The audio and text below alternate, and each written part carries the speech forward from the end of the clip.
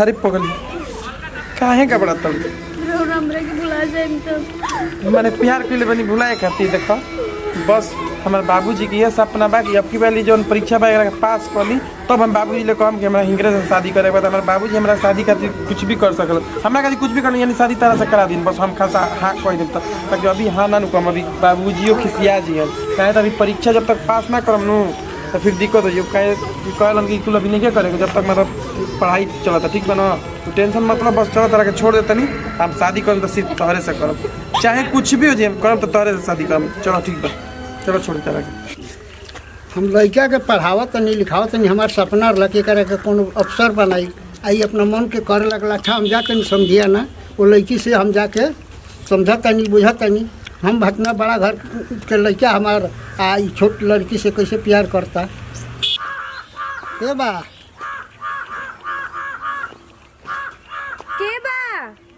आवा है न बहरी अरे बाबूजी तार माई नहीं खी ना मम्मी नहीं बैठी बैठी पानी लेके आओ तनी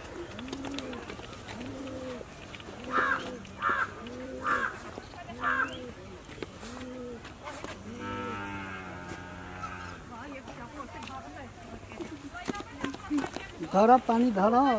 अब हम नहीं हो तारा के समझावे खातिर बाबूजी हमरा से कोनो गलती हो गइल बा का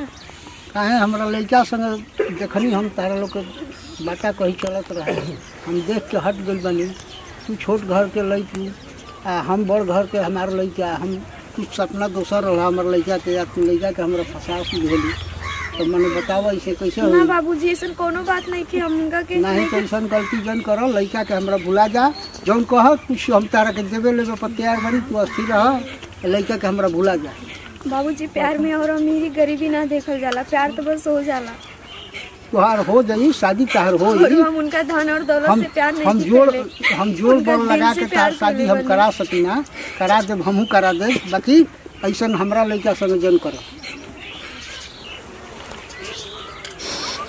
ठीक बा बाबूजी रहुआ हमरा से बड़ हनी और रहुआ जौन काम सोच समझ के काम हमरा अच्छाई के बारे में ही काम रहुआ जौन काम हमरा सब शर्त मंजूर बा देखा हमारा कपार पर हाथ धर के कसम खा कि आज हम तारा लड़का के भुला जाई हम अब दोसर का कही तू यही के याद करिए अब हम जा रहा बनी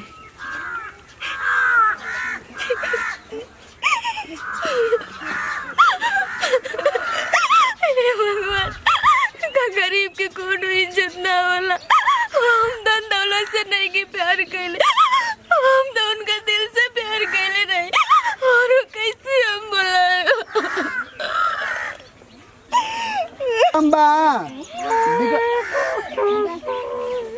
चल सुई ले गौरी ठीक हो जेबू चल सुई दिया गई बेटी आवा तार माई के देख ला ठीक बाई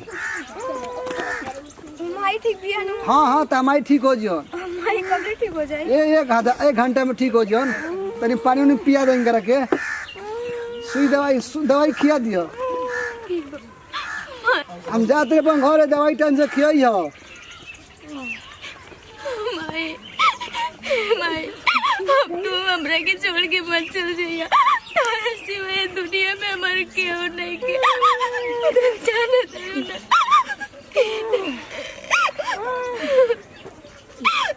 माई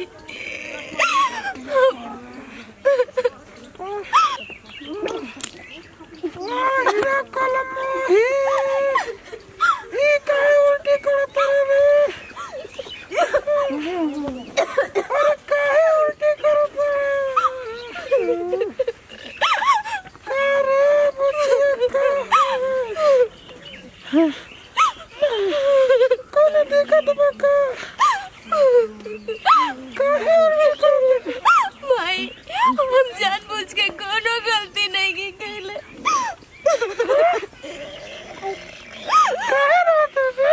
हम का करी हमरा के कुछ समझ में नहीं किया का करी कहां जाए कोनो उल्टा सीधा किसने काम करना रे हे भगवान ये दिन देखा से पहले का हमरा का उठा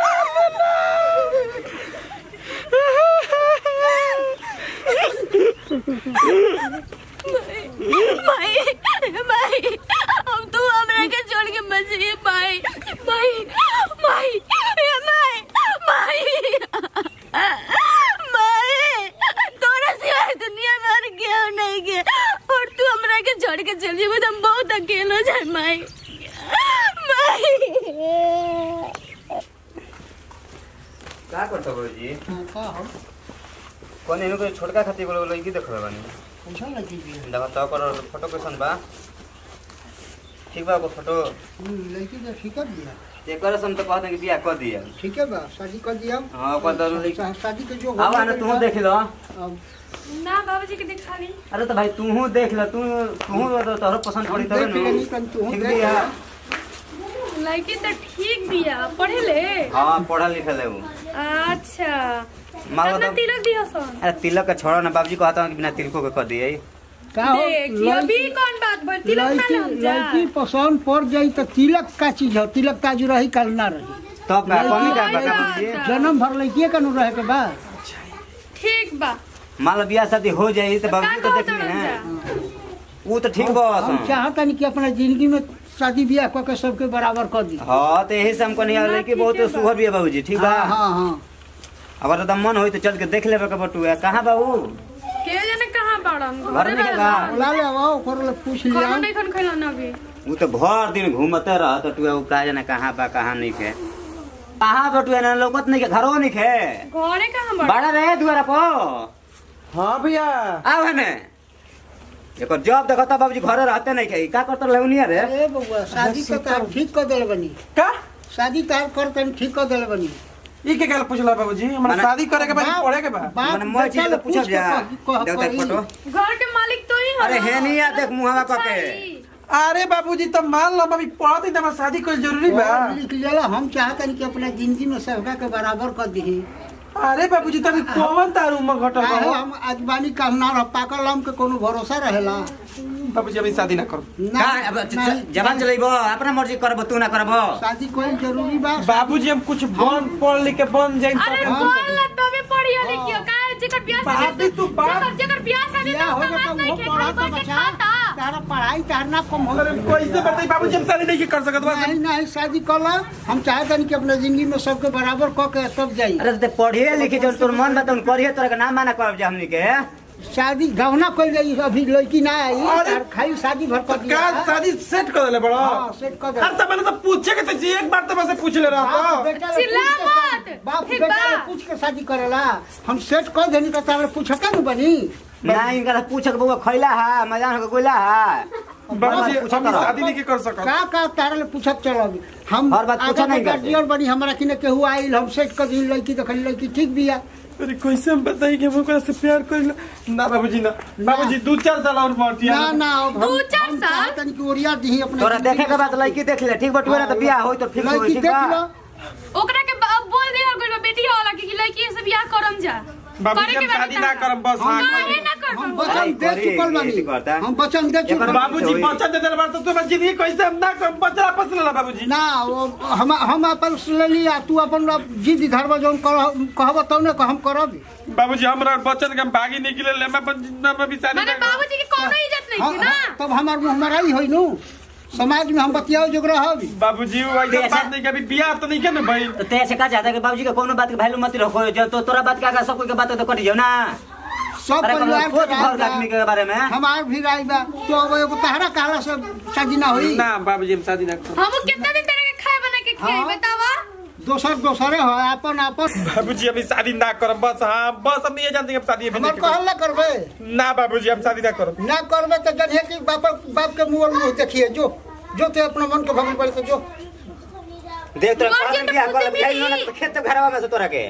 अरे कोई बात मन के अपना तो का है जब सब परिवार के हमारे राय बा तो तू एगो अपना मन के काहे करबे बाबूजी हम कैसे बताई हम चाहत हनी कि अपना जिंदगी में तोरा के ओरिया घाली कसम खा के कहू हमरा हाथ कपार पर हाथ धके कि बियाह करबो बियाह करब अरे बाबूजी कौन मोड़ पे बना के लिया के खड़ा कर दिलो एकदम हम ठीक कहत रहल बनी ठीक बा बाबूजी देखो तो उन्हें कह सकला बड़ा तू ही करा के शुरू से सब कहली बनी बाबूजी इसको बताई यह लड़कन के ऐसा मन होइए जाता तब कहाँ कहाँ बाप महतारी देखत चली ना ठीक बात छोड़ी जाती बियाह शादी कर के ओरिया देवल जाओ ये बढ़िया रही हम हूँ यह चाहते हैं कि अपने जिंदगी में ओरिया दिहल जाओ सब बड़ा बड़ा के हो जाओ। हाँ तो जाके छेका उका कर दीजिए चाहे दिन उन बोल दी उनका के कि पैसा से लेके पहुंचा दीजिए। ठीक बा आगे से चल के देख लिए बाबूजी है ना। हाँ। ठीक बा हम जाते तो हैं। खाना खाएं बाबूजी। ना अभी ना खाई। ठीक बा।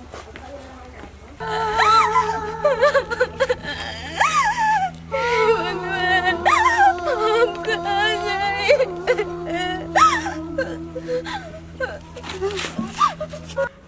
अरे पगली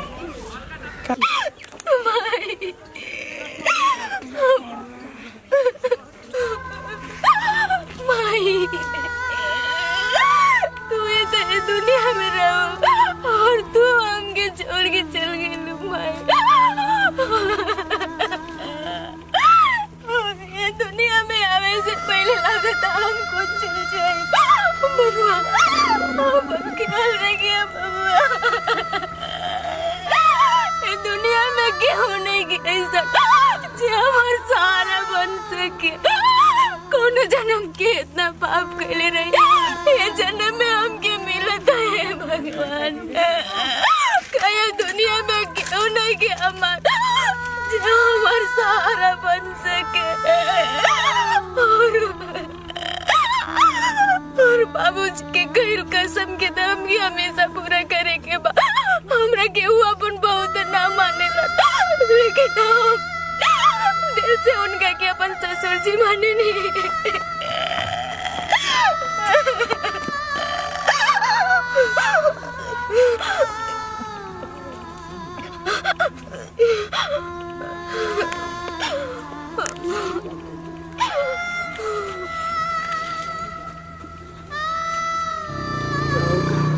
अरे भैया ये क्या हो?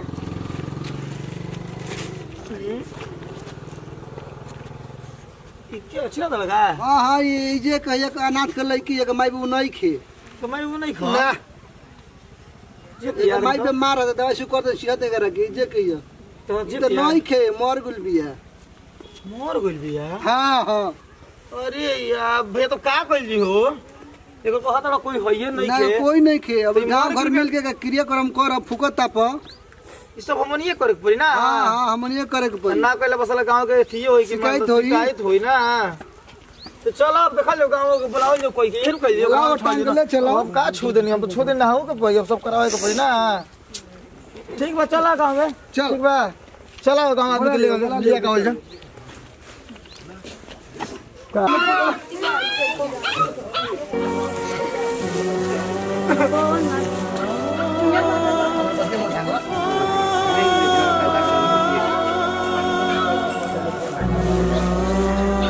हाँ हमने चल गया परवाह कर जला दी। जला दिया जी खर्चा लग पैसा लगा। हाँ जला दिया परवाह क्या करो के बा हमने ना भैया। ले चल गए हाँ। हो गई चल जा जा। अरे तो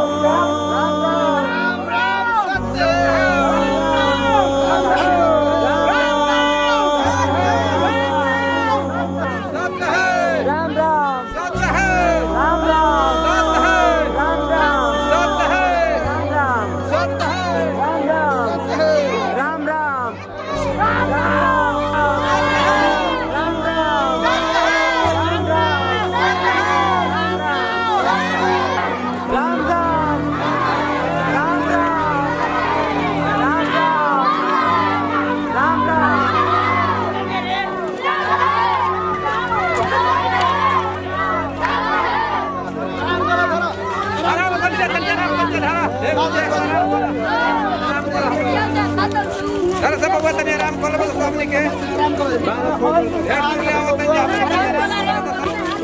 मदनी अनहार पता बोलो तुम लोग है। धीरे धीरे धीरे धीरे धीरे चलो ना कहीं आराम आराम कर लियो देखियो ना पाँव को बिछावल अरे भाई चलो लो कहाँ था बोलो अभी बैठा के भैया घर का दूल्हा ठीक है भाग आराम करो जल्दी 10 मिनट चलो आराम देखिए थोड़ा बहुत आराम से हाँ जी भैया अरे था कोई गाना नो रुक जा तुम मिनट आराम कर लो आराम कर लो